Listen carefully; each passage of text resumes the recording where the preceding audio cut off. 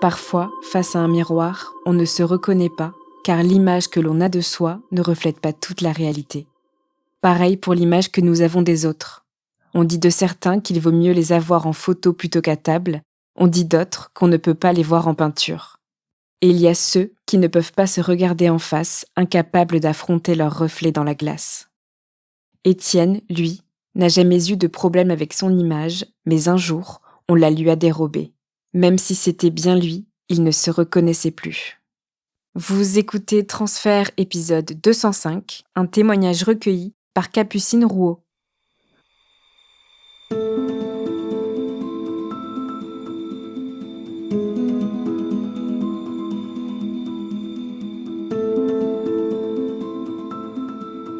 On est en mai 2020, je suis confiné avec mon frère.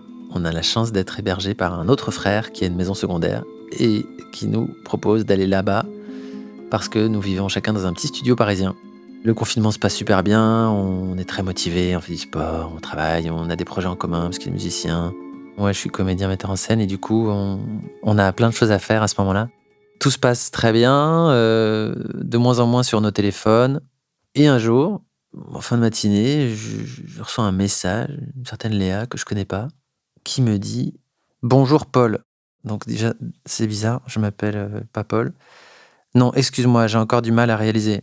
J'ai discuté avec toi pendant 3 jours et j'ai fait l'erreur d'imaginer que tu me trouvais séduisante jusqu'à ce que je me rende compte que je discutais avec un monsieur pas très loin de chez moi. Ha ha ha. Enfin voilà, je ne sais pas si tu es effectivement au courant de cette usurpation d'identité, mais j'ai passé une soirée à beaucoup rire de toute cette situation. J'avais vraiment envie de partager avec toi cette tromperie dont j'ai été victime. Pour une première, je m'en souviendrai. Tu me connais absolument pas, et finalement moi non plus, mais c'était important pour moi de te partager cette histoire folle. Très belle journée. Donc moi je reçois ça, je me dis, attends, c'est quoi ce... Enfin... c'est quoi cette folle? Je veux dire, c'est quoi? De quoi elle parle? Quand je vois usurpation d'identité, je me dis, ah, merde. Il se trouve que moi-même, j'ai subi une usurpation d'identité il y a quelques années. Quelqu'un a pris ma carte d'identité, a ouvert des comptes en banque, il les a mis à découvert. Ça m'a valu 5 ans d'interdit bancaire. J'en subis encore des conséquences aujourd'hui. Et du coup, je me dis que c'est en lien avec ça. Bon, évidemment, je lui envoie tout de suite un audio. Je lui dis: «Excusez-moi, merci pour votre message, j'ai pas tout compris. Est-ce que vous pouvez me dire de quoi il s'agit? J'ai effectivement été victime d'usurpation d'identité. Que s'est-il passé, quoi?» En fait, voilà, sur un site de rencontre, j'ai parlé, avec toi, enfin, je croyais que c'était toi et j'ai compris petit à petit qu'on t'avait piqué ton identité, en l'occurrence tes photos. Apparemment, vous êtes amis sur Facebook, c'est un monsieur qui habite pas très loin de chez moi, qui a une certaine notoriété dans son domaine et en fait, elle m'explique qu'apparemment, elle a eu des doutes parce qu'il a parlé de ses enfants, ados et du coup, que ça collait pas avec les photos et l'âge de celui à qui elle parlait et du coup, elle a fini par comprendre, en fait, que, bah, c'était une usurpation d'identité. Lui a avoué, a dit: «Non, mais c'est une photo d'un ami, il est d'accord, d'ailleurs, voilà la capture d'écran». Enfin bref, elle a réussi à avoir, cette information, mon prénom et elle a tout fait ensuite pour retrouver ma trace, en faisant un lien avec mon métier et cetera et elle a retrouvé mon nom de famille, elle a pu me contacter. Léa, elle trouve ça très drôle. Moi, mais moi, je peux pas en rester là, en fait. J'ai quelque chose à régler, en fait. Il y a quelqu'un qui a pris mon image. Moi, je suis comédien, donc c'est important dans ce métier. Pour parler à des gens, je sais pas ce qu'il a dit, je sais pas ce qui s'est passé. Je sais pas, c'est peut-être un psychopathe, peut-être un fou. Enfin, je veux dire, c'est moi qui vais être dans les journaux si jamais il se passe un fait divers. J'ai quelque chose à régler avec lui et je vais absolument lui en parler.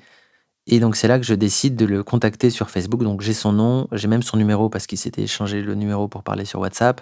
Donc avant de contacter ce certain monsieur, je m'amuse à aller sur son profil Facebook. Je me rends compte que c'est quelqu'un qui a une certaine notoriété dans sa région.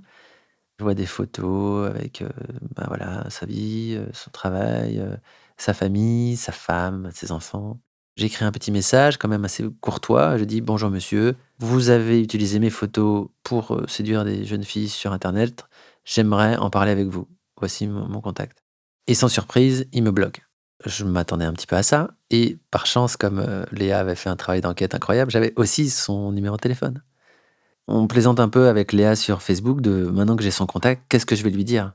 Elle me dit: «Ouais, tu pourrais lui demander, comme il est contrôleur SNCF, tu pourrais lui demander un abonnement SNCF à vie», et je suis pas rassuré, même si je trouve ça assez drôle. Je veux surtout, parler avec lui, savoir pourquoi il a fait ça, quelle est l'ampleur de ce qu'il a fait. Est-ce qu'il a parlé à beaucoup de gens, depuis combien de temps?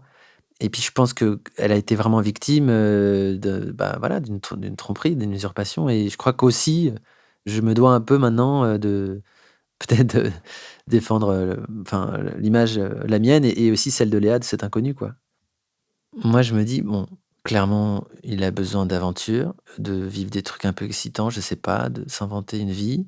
Mais de là à s'inventer un profil, c'est balèze quand même. Et donc là, en fait, je crois qu'il y a quelque chose qui commence à naître chez moi, c'est une curiosité. J'ai envie de le connaître, j'ai envie de savoir comment et pourquoi il en est arrivé là. Pourquoi moi aussi? Je veux en découdre, mais aussi je crois que j'ai une petite, curiosité un peu malsaine quoi, peut-être parce que je m'ennuie moi aussi. J'écris un petit message à sa femme et j'écris, «Chère madame, je voulais vous informer que votre mari a utilisé mes photos pour, parler avec des jeunes filles sur, un site de rencontre. J'ai pensé que ça pouvait vous intéresser». Et je prends une photo de ce message, que je n'envoie pas et j'envoie cette photo par texto, donc en mettant en dessous: «Merci de me rappeler, sinon j'envoie ce message». Alors là, c'est très drôle parce que je commence à raconter cette histoire à mon frère qui est à côté de moi. Lui est en train d'éplucher des patates.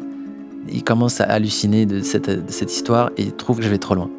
Je raconte ça aussi évidemment à Léa, qui m'encourage à aller au bout et je lui dis: «T'inquiète pas, il va me rappeler, c'est sûr».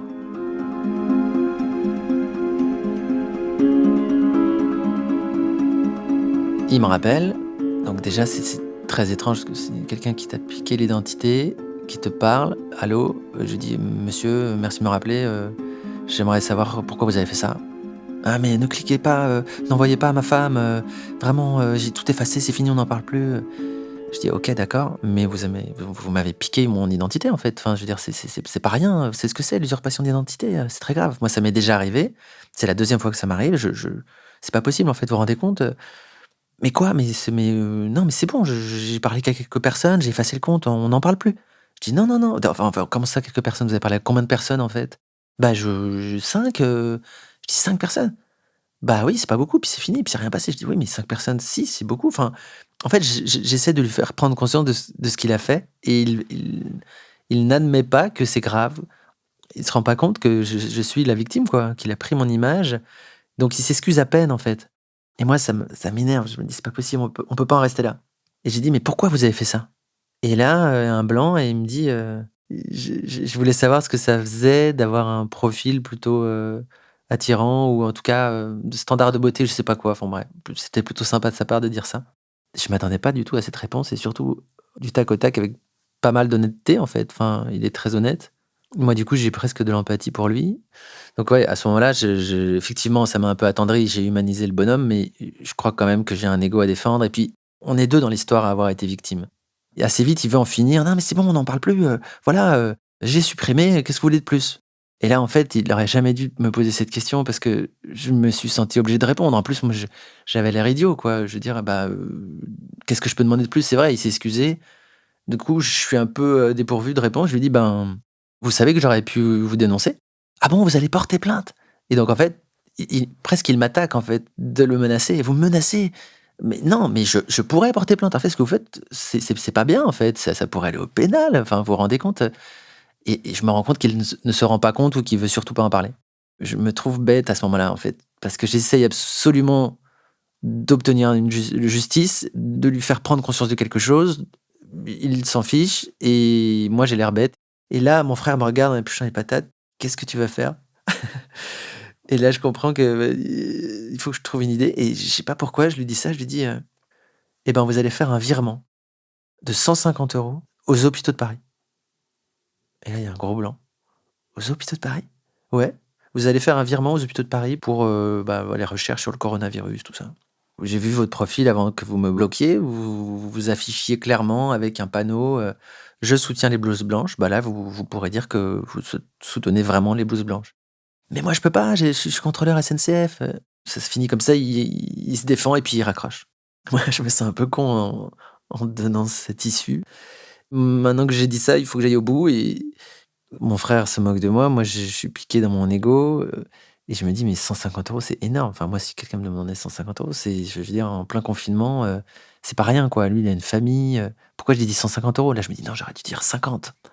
Et évidemment, je lui avais demandé de m'envoyer une preuve de son virement. J'attends et il y a pas de message, quoi. Moi, je me sens, vraiment bête. J'ai dit à Léa que j'allais me charger de défendre nos qu'il a fait contre nous. Au final, il m'a raccroché au nez. Il a pas l'air d'être, inquiété du fait que j'envoie ce message à sa femme. Moi, je me suis un peu ridiculisé. Mon frère lui-même se moque un peu de moi. Je suis un peu piqué dans mon ego, quoi. Déjà, on m'a piqué mon identité, puis en plus, quand je dis: «Bon, bah, voilà, vous allez vous en tirer avec 150 €, merci, au revoir», bah, même ça marche pas, quoi. C'est vraiment aucune autorité, quoi. J'ai tout perdu dans l'histoire.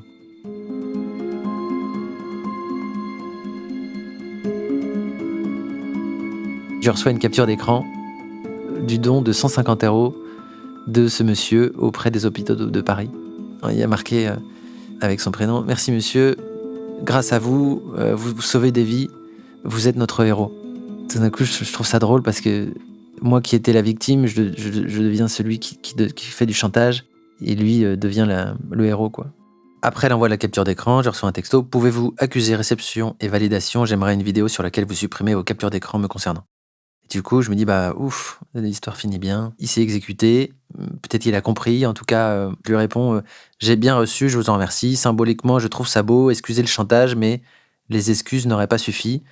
Vous aidez des personnes dans cette histoire, je vous en veux plus et je vous dérangerai plus jamais et vous non plus, j'espère que vous ne recommencerez pas. Je vous souhaite une bonne chance sur Tinder». J'ai l'impression quand même qu'il y a eu une certaine justice, que, bah, mon idée un peu bizarre, bah, au moins on est allé au bout. Léa me conforte dans l'idée que symboliquement c'est beau. C'est une histoire qui est finie, quoi, on n'en parle plus. Je rappelle Léa quand même, et on discute un peu et puis on rigole en se disant: «Tiens, aussi bien, sa femme va voir le versement qu'il a fait de 150 € pour les hôpitaux de Paris et peut-être que ça va contribuer au fait que leur couple va se ressouder ou peut-être que ça va elle va trouver que son mari est un héros, quoi». Donc on trouve ça rigolo et puis on discute et puis on parle pendant 1 heure et on se rend compte qu'on a pas mal de choses à se raconter. On se raconte des choses assez intimes et je crois que c'est en lien avec cette histoire improbable qui s'est bien finie, le fait que elle a envie d'aller plus loin dans la rencontre avec ce garçon avec qui elle a déjà parlé, donc là, il faut tout recommencer depuis zéro. Moi, je suis plutôt curieux et puis il se trouve on s'entend bien, enfin, elle est très drôle et puis assez vite, on se confie des choses assez personnelles. Elle surtout, je suis assez étonné qu'elle se confie autant sur ses fragilités, enfin, c'est assez touchant, quoi. C'est vrai que j'aime bien écouter les gens en général, mais c'est vrai que là, c'est étonnant qu'on se confie autant de choses. C'est comme si parce qu'on avait vécu cette anecdote assez particulière, ça nous avait rapprochés alors qu'on s'est jamais vus, qu'on se connaît pas. Mais je me dis: «Tiens, c'est fou cette histoire». Non seulement, il s'est passé ce qui s'est passé, mais en plus on s'entend bien, on se confie des choses, personnelles et ça me fait un petit peu peur aussi. Je me dis: «Attends, concrètement là, tout est virtuel là, Après cette matinée, je prends un petit peu mes distances avec elle, parce qu'elle me dit: «J'aimerais beaucoup te rencontrer en vrai». Moi, je suis pas contre, mais c'est vrai que là, on est dans un contexte tellement particulier. C'est comme s'il y avait une possibilité d'une rencontre qui commençait avec, une histoire assez originale, mais que, c'était un peu trop à gérer pour moi, je crois. Cette rencontre avec, ce monsieur, elle m'a un peu marqué aussi parce que je me suis retrouvé au téléphone avec quelqu'un que j'aurais jamais eu de raison de rencontrer, si ce n'est dans un train un jour s'il devait me contrôler un billet. Et je me vois à lui parler, sur des choses très intimes, sur, lui, qui parle avec une jeune fille, moi qui le menace d'écrire à sa femme.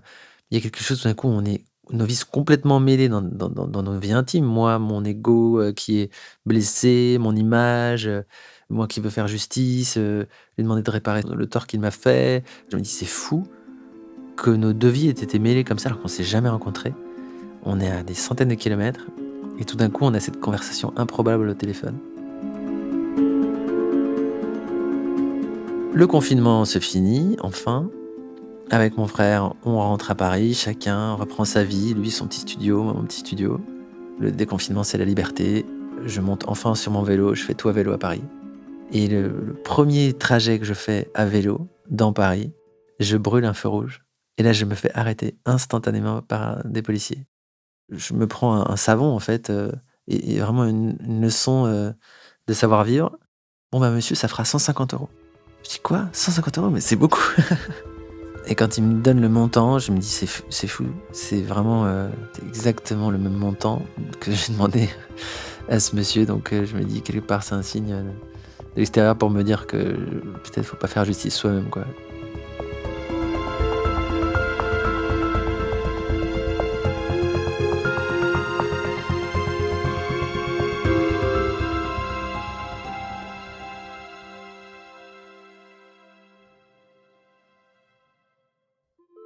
Vous venez d'écouter Transfert, épisode 205, un témoignage recueilli par Capucine Rouault. Il a été produit et réalisé par Slate.fr sous la direction de Christophe Caron et Benjamin Septem-Ours. Production éditoriale, Sarah Koskiewicz. Prise de son, Benjamin Septem-Ours. Montage et réalisation, Victor Benamou. Le texte d'introduction a été écrit par Benjamin Septem-Ours et lu par Aurélie Rodriguez. Retrouvez tous les épisodes de Transfert sur Slate.fr ou sur votre application de podcast préférée. Pour proposer une histoire, vous pouvez nous envoyer un mail à l'adresse transfert@slate.fr.